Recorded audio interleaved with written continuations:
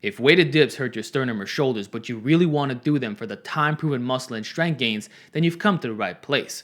Today, I present the complete weighted dip solution. We'll cover the causes of pain, developing foundational strength, the best special exercises, enhancing deep tissue capacity, and ultimately, how to cure all issues once and for all. Firstly, many non-calisthenics influencers claim that once you could perform 8 to 12 bodyweight dips, or even 10 to 15-ish, that there shouldn't be any problems transitioning to weighted dips. On paper, it's more efficient, as working within the 5 to 10 rep zone avoids endless sets of high rep dips, making it less fatiguing. Generally, this advice makes sense if we're just looking at the net stimulus. However, what it misses is that even though you're capable of performing weighted dips, you may not have maximized your tissue capacity regarding the surrounding structures. There could still be room for fast progressive overload alongside skill improvement, since the dip is more technical. There is a clear motor unit recruitment deficit, so why rush when you're still making progress every workout without experiencing any plateaus? There's no need to be impatient about going beyond body weight if it's already sufficiently challenging and stimulating.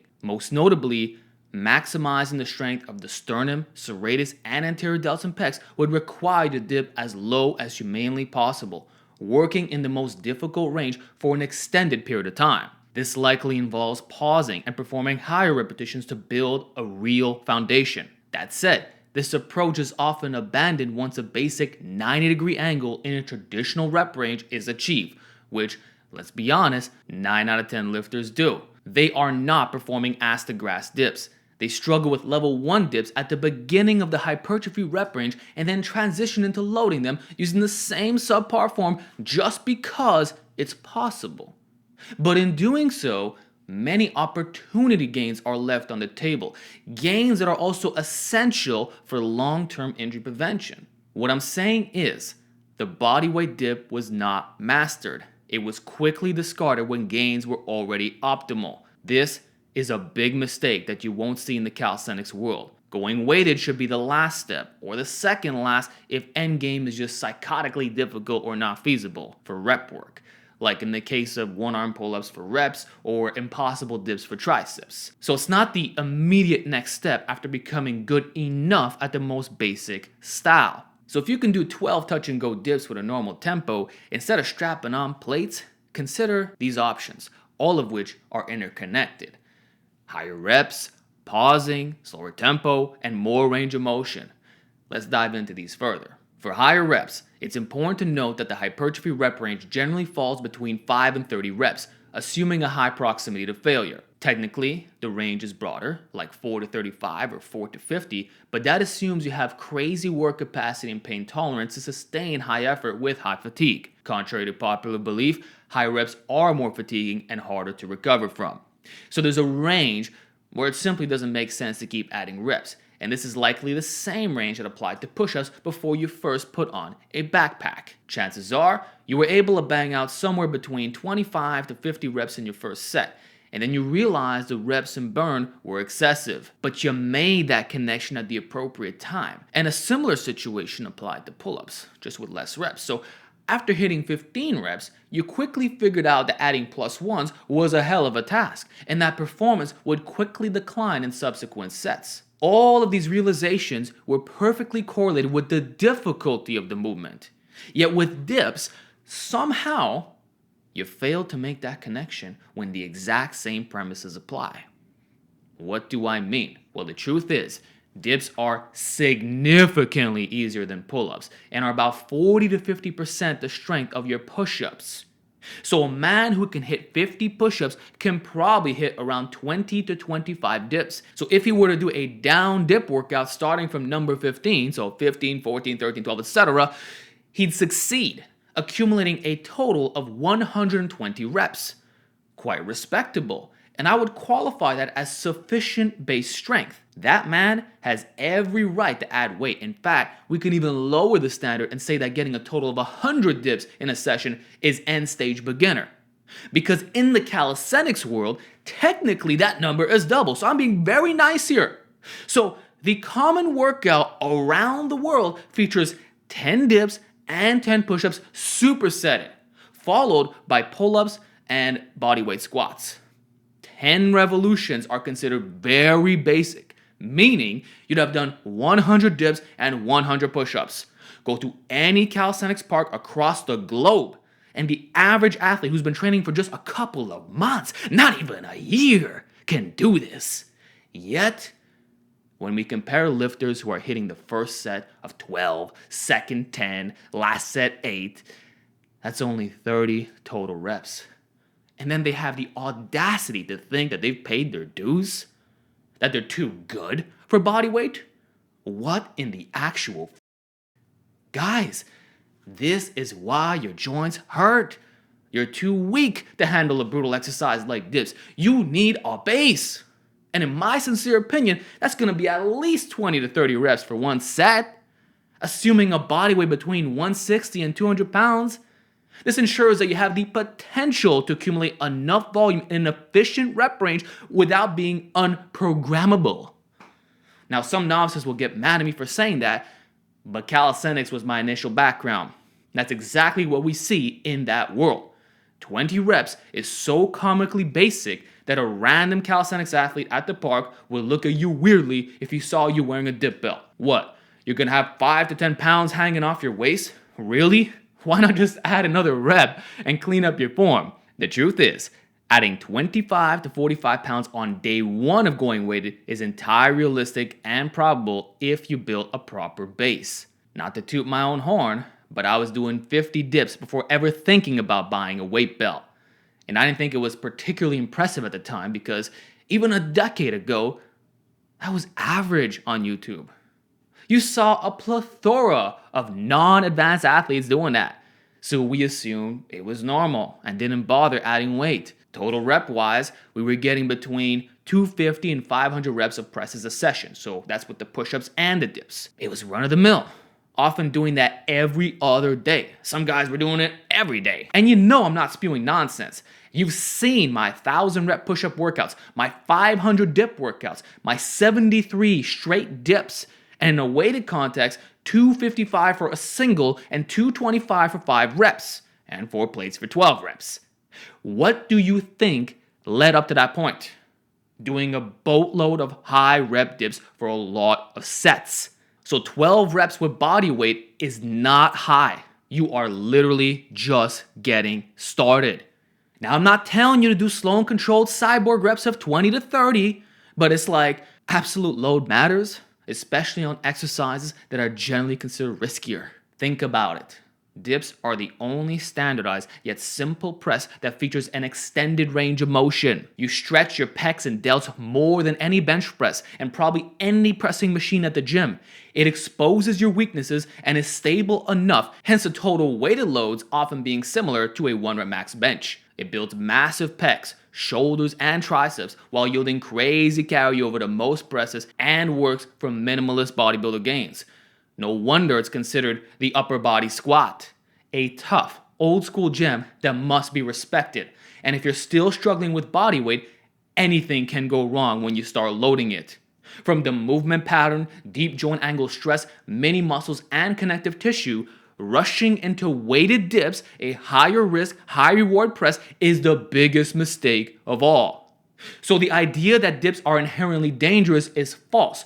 You are just not built enough yet to handle them. And the notion that you have pain because of anthropometry is a cop-out. It's too easy to say, oh yeah, I'm not built for dips when you haven't passed any of my basic tests. Like I said, the minimum is 20 to 30 reps in one set as a standard. Not that you're doing high volume in that rep range, which is a common strawman argument that DLs love to deploy in an attempt to discredit me. Try harder, bro. Or being able to do a 15 down dip workout, or an all around the world routine for a total of 100 dips and 100 push-ups. If you're only doing a third of that, get back on the bars, put in that work, and earn the right to wear your belt with pride. That's what it takes. I'm not here to bullshit you or sugarcoat the facts. Dips are not a pull-up. The rep standard is going to be almost twice as high. It is what it is. By default, they're not equal. And just like you don't baby yourself with push-ups, the same philosophy must be applied to dips. Strengthen your pec tendons. Get that shoulder low. Just like Hannibal for King has been screaming from the rooftop since the beginning, and your pain should slowly dissipate. On that note, if you still have pain after becoming proficient at bodyweight dips, then basic standards and advice might not be enough. We must reinforce your armor with specific presses that work deep joint angles. We must train the bottom range, emphasizing extended range of motion. Understand that tendons take a long time to develop, and slow repetitions can be beneficial for their long-term development. This applies to dips regarding the pecs and sternum. So you don't want to only bounce off the tendons, which can make dips more unstable, possibly causing shoulder injuries, and doesn't allow you to fully benefit from the stretch. Instead, you want to slowly ease into it, then ease in some more by forcefully opening up at the bottom. Exaggerate the stretch and pause until the stretch reflex dissipates. This might require 2 to 4 seconds if you can. The longer, the better. Keep everything tight, chest up, and then explode up while protracting the scapula. Or just do lengthened pauses at the bottom for pure bottom gains. This teaches the correct movement pattern and is all muscular. Plus, if you're already going weighted, this can strip you back to body weight or remove a plate from your rep work. That's a big difference from a stimulus to fatigue standpoint. Less wear and tear, smoother, more trackable technique, and superior for strength and size, setting your ego aside. That said, I'm not a fan of high rep dips for pause dips.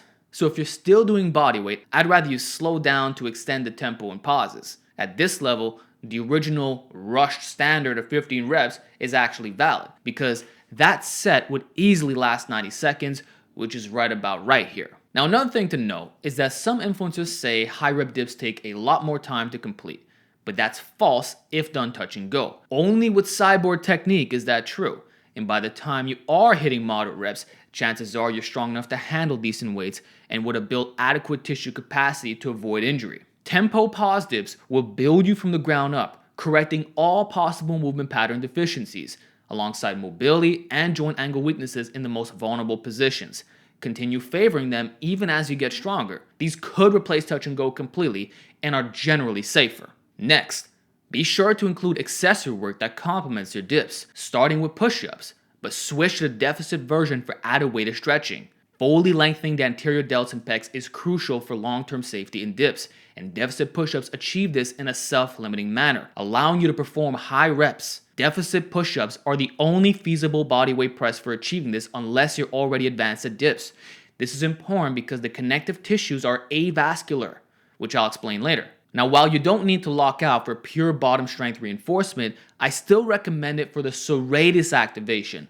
This is why I primarily focus on full range of motion in push-ups and dips. It's not necessarily better for hypertrophy, but it does better improve your natural scapulohumeral rhythm. Lastly, consider the most specific deficit push-up variation, which is actually the easiest one with the hands positioned higher than the torso. This setup makes high reps more feasible.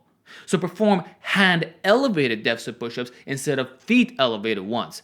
This way, you're pressing from a decline angle similar to a dip or decline bench press, targeting the exact zone that will make you more resilient. This exercise is very stable due to the added foot contact. You could even wear a backpack to increase the strength carry over the dips. Otherwise, a solid non-calisthenics option would be the decline press, as long as you avoid using a straight bar. So a straight bar can limit your range of motion, with the arm bend being higher than on a flat bench. This prevents the elbow from lowering past the torso, resulting in a less potent stretch. However, using dumbbells and including the barrel press technique with parallel hands, similar to parallel bar dips, allows you to target the dip groove. Alternatively, if dumbbells are too unstable for you or difficult to get into the starting position, consider using the arch nemesis Swiss bar by Bells of Steel, which offers a nice camber for more stretch and neutral grips. So if you're looking for a third supplementary press, these decline variations are by far the best choices. The goal is to emphasize the lower pecs while training in specific extended ranges of motion to strengthen the pecs and delts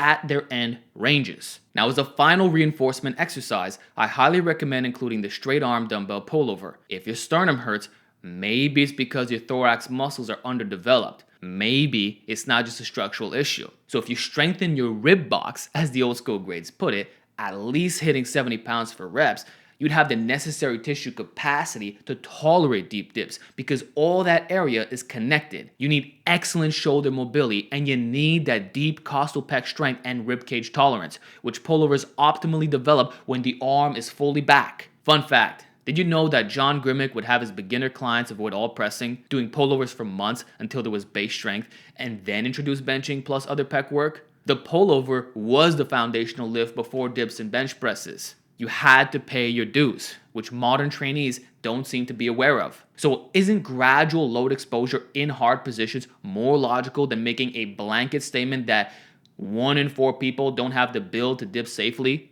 Like, there's zero evidence of that in the literature. Yet there is evidence of ribcage expansion and decades of anecdotal experience as masterfully explained by Golden Era Bookworm. Make sure to check out his series here for a better message than saying you're doomed from day one and it's impossible to fix your pain. Sometimes we have simple mobility problems or just need to get a bit stronger to tolerate harder exercises like dips. This reminds me of the same rationale people gave years ago for not doing knees over toes exercises, behind and neck work, or spinal flexion. All fear-mongering avoidance, assuming frailty. So I like to give you guys a bit more credit than that. You can turn weaknesses into strong points, and you weren't predestined for injuries, nor are dips inherently dangerous. So who will you trust? The fear-mongers or the OGs? None of whom complained about sternum pain on dips. Heck, even in our community, guys like Natural Hypertrophy used to suffer from sternum pain, and now no longer has this problem as pullovers literally transformed his physique. Therefore, in my sincere opinion, costochondritis can absolutely be cured if you take the time to master the dumbbell pullover using old school technique. This was common knowledge back then, and the rib cage vacuum biasing effect among silver era bodybuilders was definitely more prominent. This is not by accident or genetics. Don't fall for that lame excuse. Instead, take the pullover pill. To learn more, please watch this complete guide where I break down every form cue. So putting this all together, a bulletproofing workout done once a week can look like this. Tempo pause dips, 2 sets of 8 to 15, incline deficit push-ups, 2 sets of 15 to 35, decline dumbbell press, 2 sets of 6 to 10, and dumbbell pullover, 2 sets of 8 to 15. I promise that if you incorporate this routine for at least 3 months, then gradually start adding load to weighted dips that most of you complained about pain, will suddenly have 0 issues. That's because you finally address the root cause. And now, you're all set for long-term progress. That said, even though you will now be strong enough to handle heavy dips, it's important to recognize that not all dips are created equally. Pay attention to recovery and introduce more than one variation to reduce overuse. Extreme weighted stretching increases muscle damage regardless of the exercise. And just like I would not tell you to only perform camber bar bench presses, I would also advise against only doing the hardest, most lengthened bias dips. At times, you will want to reduce the stretch, which can be achieved through strength curve modifications, changes in range of motion, implement changes, or pressure point changes. So let's share some friendly variations that anyone can benefit from, and know that these become a lot more important the stronger you become. The first is the ring dip.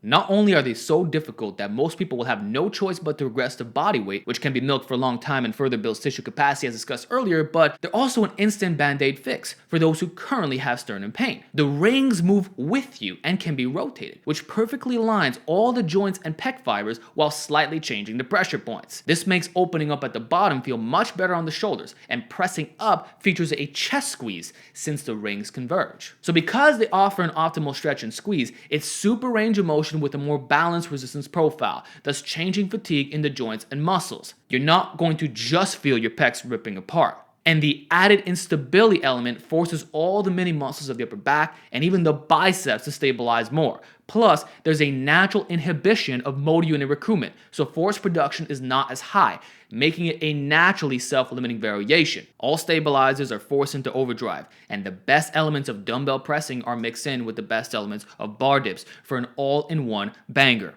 You are forced to move slowly, which is great for the tendons, and the extra stability and skill demand will be a long-term challenge in itself. So the eventual goal is to get your ring dips closer to performance to your bar dips, because it's actually possible once you perfect the movement. But before that, there's a massive learning curve, a cap that also lowers injury risk. For example, a 5-plate dipper may not even be able to hit 3 plates on the ring dip at the start, and generally 10 proper bodyweight ring dips is considered strong. So we can use biomechanics in a calisthenics context. And for even more chest emphasis, you can position the rings diagonally to further force the humeral adduction component. That said, ring dips should be used in addition to bar dips to reinforce each other, just like you should also do dumbbell and barbell presses. For the natural movement benefits alone, it's worth it and goes a long way in keeping you bulletproof. So buy a pair of gymnastic rings. They can last a lifetime and have many other use cases that you won't regret.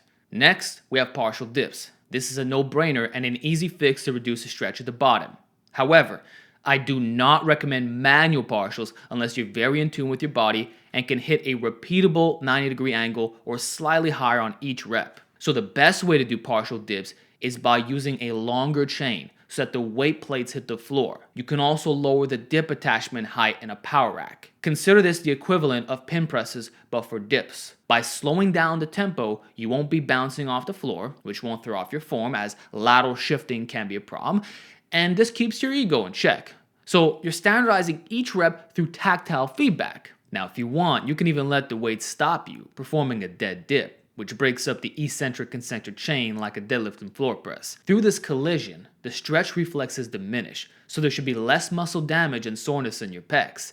However, the explosive demands are elevated, so net recovery balances out. You'll probably be weaker than a pause dip at the same angle. Regardless, it's a minor standardized partial and a different exercise that should work for most builds. Do these over manual half reps. Those have too much room for error. Next, combining free weights with bands and chains on dips is an absolute game changer and is by far my favorite on this list. See, dips will always be length and biased no matter what we do since it's super range of motion and puts you in a more vulnerable position. So making the bottom a little bit easier, shifting some of that tension onto the triceps, will still build watermelon pecs, but it will significantly lower injury rates in the pecs, shoulders, and sternum. It's almost like making you slightly more arm dominant, creating the perfect resistance profile for dips, what it should have been from the get-go. The protraction element is challenged more, and grinding at 90 degrees and above, where the forearm bend is already maxed out, so going lower is not more triceps, matches. So your triceps will get huge, and you'll be able to handle heavier loads at the top while still straining through an extended range of motion, but it's just more balanced. You don't lose tissue capacity and you won't have to do partials. In fact, accommodating resistance is so effective for all-around gains and recovery here that recently I was able to max out on weighted dips twice a week at single-digit body fat without incurring a single strain and preserving my strength in a deficit, which you can watch in my Road to Shredded playlist. It's all documented. For resistance, anywhere between 50 to 60 pounds is recommended. Even swapping a plate for a 45-pound band or chain is perfect. I personally like 30 chain and 60 chain. I've done 4 plates plus 60 chains, so 242 at the top, and 4.5 plates with 30 chains, so 235 at the top. Guess how that scaled to my max dip? 5 plates for 2 reps, aka exactly the same strength. So don't worry about carryover. You'll 100% get it, but without killing your joints in the process. So I highly recommend this for maxing out and doing heavy rep work in the 4 to 6 range. So if you're doing dips twice a week, maybe one of those workouts can be band or chain resisted, the other 100% raw. Or do it this way for a training cycle, or indefinitely. There's no reason to go back if I'm being real with you. In terms of setup, the easiest way is by clipping a chain near the center hole attachment of your weight plate on your daisy chain, so that the chain is deloaded at the bottom, and about 1 link is off the ground at the top. Remember, the load is gradually increasing. Of course, arm length plays a role here too, so you will need to experiment. Just please do not throw the chains on your neck like The Rock. I know it looks hardcore, but there's nothing to accommodate the resistance. It's like guys who drape chains over the sleeves of a barbell without a feeder chain or strap. That's a rookie mistake. Same with dips, okay? And then for bands, the setup is a complete joke. Just wear them like you would a push-up, or attach them right behind you at the bottom of the power rack or dip stance directly onto your belt or other daisy chain hole. Now, if you don't want to clip anything else to your belt or don't have a workable setup, then the last option is performing slingshot dips. This turns your 1 rep max into a 5 rep max, allowing for serious overload. It essentially gives you a second pair of weaker pecs, alleviating any sternum or shoulder pain at the bottom of the dip, since you get assistance in the stretch. Just to say, some lifters who've had shoulder injuries or could not handle any variation of bodyweight dips can still dip with a slingshot. So it's worth considering and will still get you very strong. Again, my man Natural Hypertrophy and Hersoviac both used to do these, so maybe it's a Frenchman's secret. Regardless, if you're repping respectable weights, like 3 to 4 plates, no one will care that you have a slingshot on. And if you were to take it off, you'd be surprised to find out that you're able to dip well. Just be careful, but know that the strength is indeed present, or you have the potential to be a great raw dipper, since the tightness and tucking benefits certainly teach good form habits. That said, if you don't have a slingshot, you can also wear a thick band around your armpits or use my little hack, wearing a Thompson bow tie, which automatically provides anti-gorilla posture, jamming the scapula into more depressed position, which is generally a good thing on dips. So through refining better mechanics and adding some compression, this can go a long way in reducing pain without modifying the strength curve. Definitely give it a shot. And one final similar option is reverse banding your dips. By the way, as you've seen throughout the entire video, for sensitive shoulders, don't dip with the widest grip possible unless you're facing away from the dip station, which naturally forces a more externally rotated position. So with parallel bars, it makes no difference, and if facing a normal way, grab the middle of the handles for a closer grip, not the tips. The more your elbows are tucked in by your sides, the better. Because dips will always be a full developmental exercise. You don't have to worry about your triceps taking more of the load. At the end of the day, anterior delts and pecs will limit you the most, either through being too weak or their overuse outpacing your progression. This is likely not the same case for the triceps and elbows. That's why the partials, chains, and slingshot variations make a lot of sense for my solution. So with that said, you have all the best variations necessary for acquiring elite gains while reducing mileage on the body. Now, I want to end off by sharing some connective tissue exercises as the final piece of the puzzle. You don't have to do this, but if your goal is to be the strongest dipper imaginable with the least amount of injuries, it's certainly worth considering. Street lifters in particular should pay attention, and in general, it's great prehab work. So the first exercise is high rep band flies. Just like a cable crossover, you want to set them high and wide, converging from top down to bias the costal pecs, just like a dip for specificity. Pump as fast as you can for the overspeed eccentrics, doing either 4 sets of 25, 3 sets of 33, 5 sets of 20, or 2 sets of 50 for a total of 100 reps. This can be used as a warm-up before a dip session or as a finisher, or on off days 12 to 24 hours apart, done twice a week. As theorized by Dr. Mel Siff, author of Super Training, going faster than the speed of gravity through the rebounding effect of the bands can cause the connective tissue to preferentially hypertrophy. And it does promote blood flow to the area, so at worst, it's good for active recovery and mobility. So doing high reps with the bands even works for knees and elbows. So why would this method not apply to the pec tendons and thorax? In fact, that's how I initially cured my born curse. See, with my hypermobile elbows, I used to not even be able to hit 10-pound dumbbell skull crushers without experiencing stabbing, horrific pains. Regardless of the warm-ups and form, all extensions hurt for years until I started doing high rep band pushdowns. It became my infamous elbow pain solution, to which I've received thousands of testimonials since then. And so should this work on band flies. Now, if you're at home with a limited setup, you can even set the band behind your body and fly that way. Or go unilateral, like attaching the band to a stable piece of furniture. Go across the body for complete shortening of the pecs and protract the scapula. This variation is better suited for ring dip reinforcement, allowing us to fully leverage the rib cage. Speaking of independent loading, you should also try ring flies off the knees. Elevate the rings to facilitate a dip pressing angle, and set the straps all the way out to the edges of the power rack. Move out and in with the fastest tempo possible. I recommend 3 to 5 sets of 15 to 20 reps with minimal rest between sets. You should feel a massive pump in your pecs. And to take this to the next level, grab a double band and then perform the fly.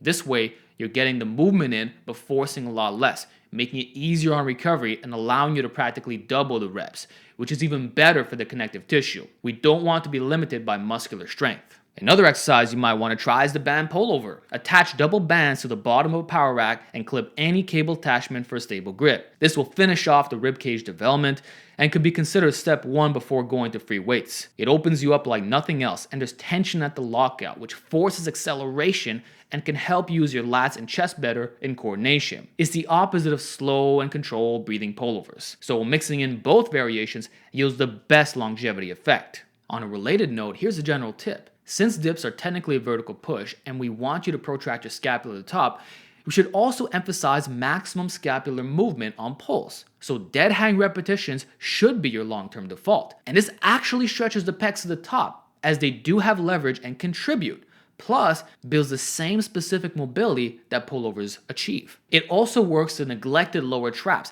teaching you how to depress the muscles of the upper back. Very important. This helps develop a supple anti-kyphotic posture, improving shoulder movement during all dipping variations. It's the unlocking effect that we're targeting here, reminiscent of what Hannibal King taught us a decade ago.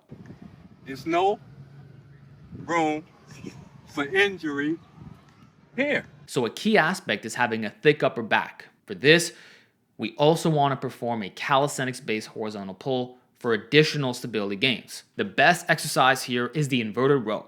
I like doing it upside down in a rack for a greater stretch, but doing it off plyometric boxes or off the floor, especially for higher reps, works too. This builds the overall shelf and rear delts. Oh, and you should also isolate these muscles with the pull apart exercise. Double bands or the chest expander is optimal. This reinforces straight arm strength with synced upper back stability, which is particularly specific to ring work or if you do a lot of band and chain dips, as I mentioned earlier. Heck, even Louis Simmons noted back in the 70s that there were significantly fewer shoulder injuries among competitive benchers, and one of the reasons was the popularity of the chest expander. And in my over 2 years of experience, that advice definitely holds true. My yoke and rear delts have exploded more than anything else I've tried thus far, to the point where I no longer bother with face pulls or the reverse pec deck, and I rarely get shoulder overuse on dips anymore. So try to actually get stronger at pull aparts instead of just doing high rep pump work. Unless you max out your setup. In that case, you're a true beast. Lastly, going back to dips,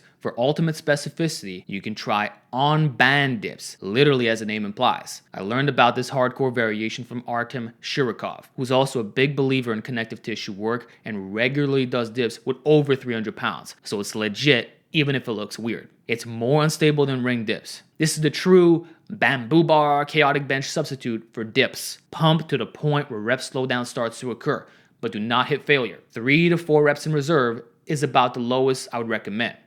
So it's not a building exercise. Then, one more bonus is adding the shock method by literally jumping on the bands to hyper accelerate the bottom. You turn your pec tendons into steel, man. It's super self-limiting. So even though there are increased peak forces, the instability and diminished force should prevent rather than cause injuries. But it's certainly a last resort option for advanced dippers. By the way, you can also do the on-band technique for push-ups if the dips are too difficult. As long as you're not pushing too hard but still have a decent pump, should be very helpful. And with that said, you should now have everything you need to prevent and reverse pain and injuries in the sternum and shoulders from dips. Everything I provide is interconnected and builds upon one another. If you follow my advice to the letter, I can almost guarantee that any pain you might have had earlier, even with pre-existing injuries, will disappear.